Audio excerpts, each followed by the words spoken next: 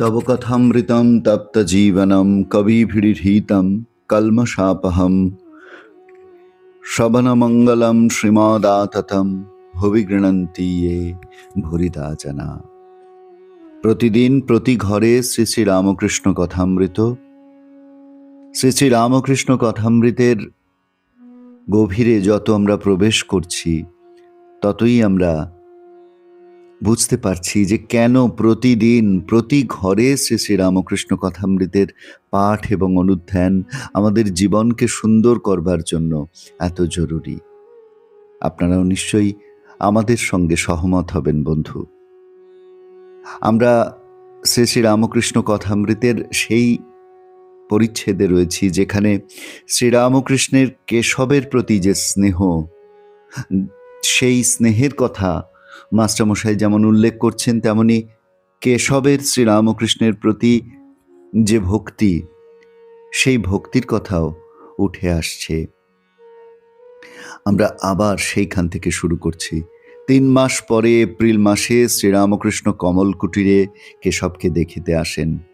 তাহারই একটু বিবরণ এই পরিচ্ছেদে দেওয়া হইল।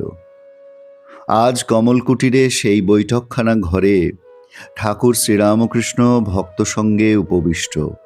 2রা এপ্রিল 1882 বেলা 5টা। কেশব ভিতরের ঘরে ছিলেন। তাহাকে সংবাদ দেওয়া হইল। তিনি জামা চাদর পরিয়া আসিয়া প্রণাম করিলেন। তাহার ভক্ত বন্ধু কালীনাথ বসু পীড়িত তাহাকে দেখিতে যাইতেছেন। ঠাকুর আসিয়াছেন, কেশবের আজ যাওয়া হইল না। ঠাকুর বলিতেছেন, তোমার অনেক কাজ, আবার খবরের কাগজে লিখতে হয়, সেখানে অর্থাৎ দক্ষিণেশ্বরে যাবার অবসর নাই, তাই আমিই তোমায় দেখতে এসেছি। তোমার অসুখ শুনে ডাব চিনি মেনেছিলুম। মাকে বললুম, মা, কেশবের যদি কিছু হয় তাহলে কলিকাতায় গেলে কার সঙ্গে কথা কইব? শ্রীযুক্ত প্রতাপাদি ব্রাহ্ম ভক্তদের সহিত শ্রীরামকৃষ্ণ অনেক কথা কহিতেছেন। কাছে মাস্টার বসিয়া আছেন দেখিয়া তিনি কেশবকে বলিতেছেন, ইনি কেন ওখানে যান না? জিজ্ঞাসা করো তো গা।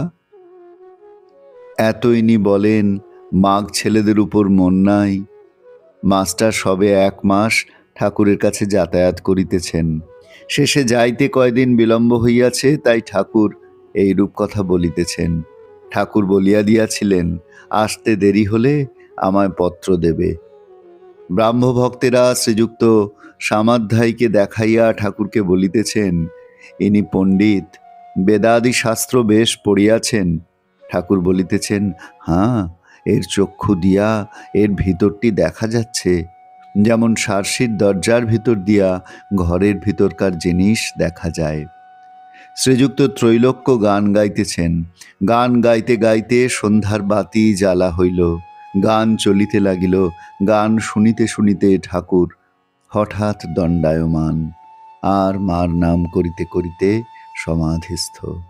কিঞ্চিৎ প্রকৃতিস্থ হইয়া নিজেই নৃত্য করিতে করিতে গান ধরিলেন।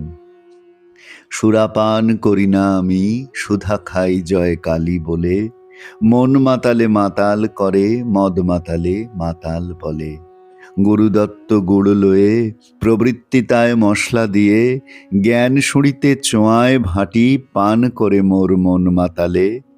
মূল মন্ত্র যন্ত্র ভরা, শোধন করি বলে তারা, প্রসাদ বলে এমন সুরা, খেলে চতুর্বর্গ মেলে। শ্রীযুক্ত কেশবকে ঠাকুর স্নেহপূর্ণ নয়নে দেখিতেছেন, যেন কত আপনার লোক, আর যেন ভয় করিতেছেন কেশব পাছে অন্য কারু অর্থাৎ সংসারের হয়েন। তাহার দিকে তাকাইয়া আবার গান ধরিলেন।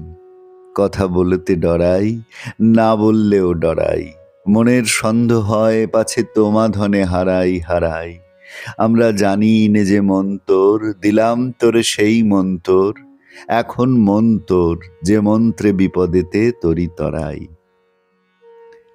আমরা জানি যে মন তোর, দিলাম তোরে সেই মন তোর, এখন মন তোর। অর্থাৎ সব ত্যাগ করে ভগবানকে ডাকো, তিনিই সত্য আর সব অনিত্য, তাকে না লাভ করলে কিছুই হলো না, এই মহামন্ত্র। আবার উপবেশন করিয়া ভক্তদের সঙ্গে কথা কহিতেছেন, তাহাকে জল খাওয়াইবার জন্য উদ্যোগ হইতেছে। হলঘরের একপাশে একটি ব্রাহ্মভক্ত পিয়ানো বাজাইতেছেন। শ্রীরামকৃষ্ণ হাস্যবদন বালকের ন্যায় পিয়ানোর কাছে গিয়া দাঁড়াইয়া দেখিতেছেন। একটু পরেই অন্তঃপুরে তাহাকে লইয়া যাওয়া হইল। জল খাইবেন আর মেয়েরাও প্রণাম করিবেন। ঠাকুর শ্রীরামকৃষ্ণের জলসেবা হইল। এইবারে তিনি গাড়িতে উঠিলেন। ব্রাহ্মভক্তেরা সকলেই গাড়ির কাছে দাঁড়াইয়া আছেন। কমলকুটির হইতে গাড়ি দক্ষিণেশ্বর মন্দিরাভিমুখে যাত্রা করিল। এই যে শ্রীরামকৃষ্ণের সঙ্গে কেশবের অপূর্ব প্রেমময় একটি সম্পর্ক আমরা আগের দিন আলোচনা করছিলাম, যে আপাতভাবে শ্রীরামকৃষ্ণ এবং কেশব একেবারেই বিপরীত ধর্মী।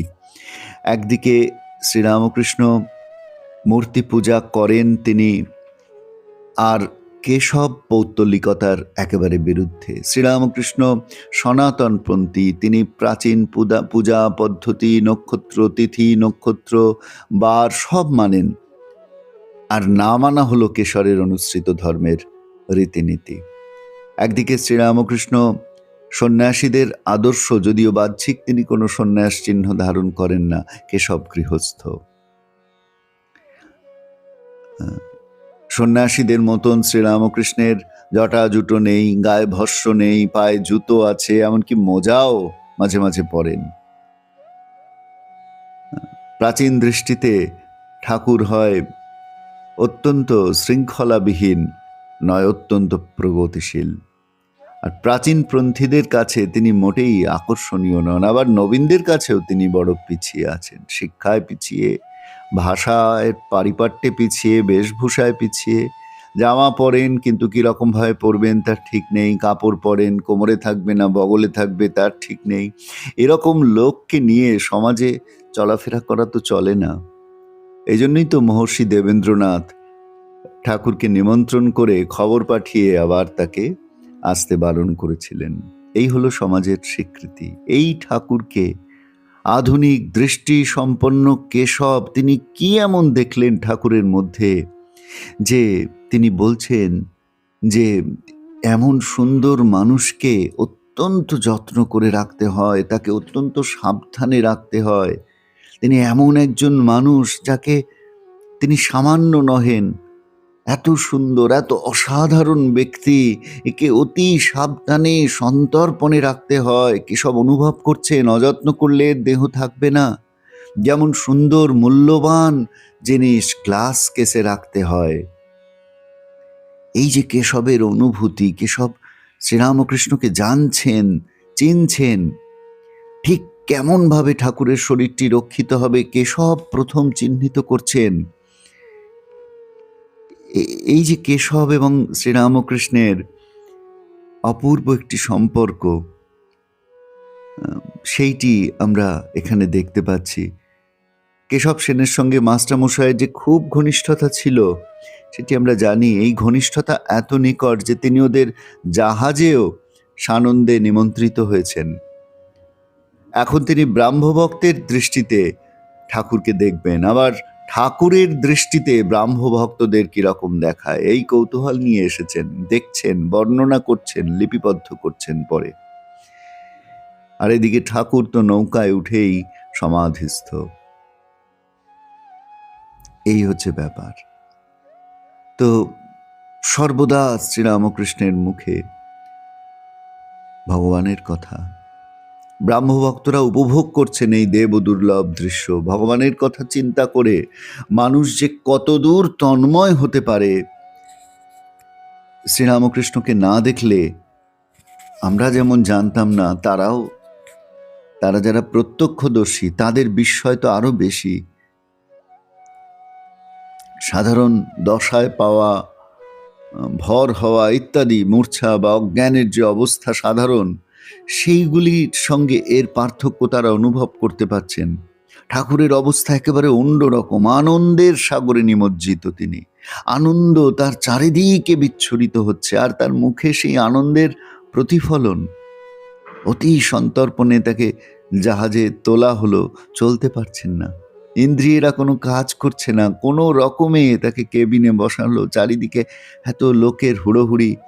সমাধি থেকে বুদ্ধিত হয়ে তার প্রথম কথা হচ্ছে, মা আমায় এখানে আনলি কেন? আমি কি এদের বেড়ার ভিতর থেকে রক্ষা করতে পারবো? এরকম কষাঘাত করে ঠাকুর আরো অনেকবার বলেছেন অনেক জায়গায়। কিন্তু এই কষাঘাতে আমাদের কোনো দেশ উৎপন্ন হয় না। তিনি আমাদের প্রতি অপার করুণার সম্পন্ন। আমরা যে ভয়ানকভাবে ঘুমন্ত, আমরা যে ভয়ানকভাবে সংসারে জড়িত, ঠাকুর সেটি জানেন।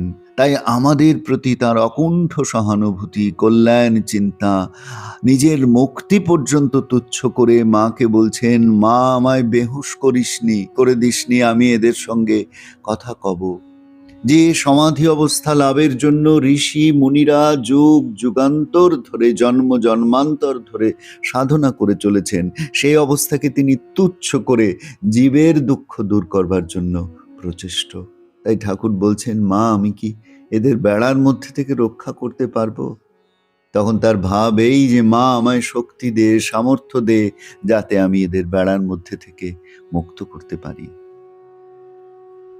এই হচ্ছেন শ্রীরামকৃষ্ণ। এই শ্রীরামকৃষ্ণের সঙ্গে কেশবের যে অপূর্ব সম্পর্কটি, আজকের পর্বে আমরা সেইটি আলোচনা করলাম।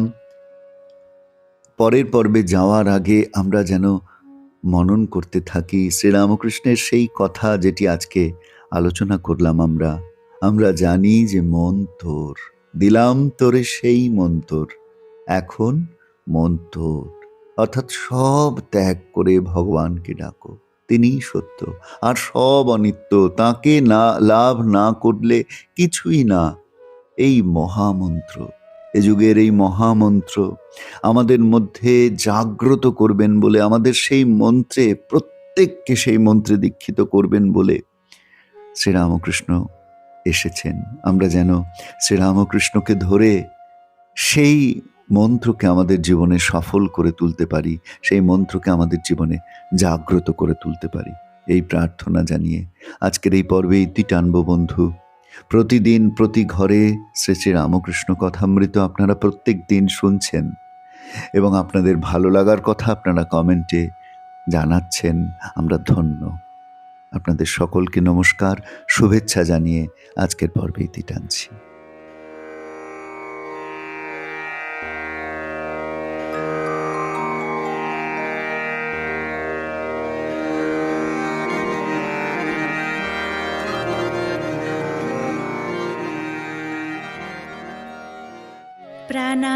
प्राणाराम प्राणाराम प्राणाराम।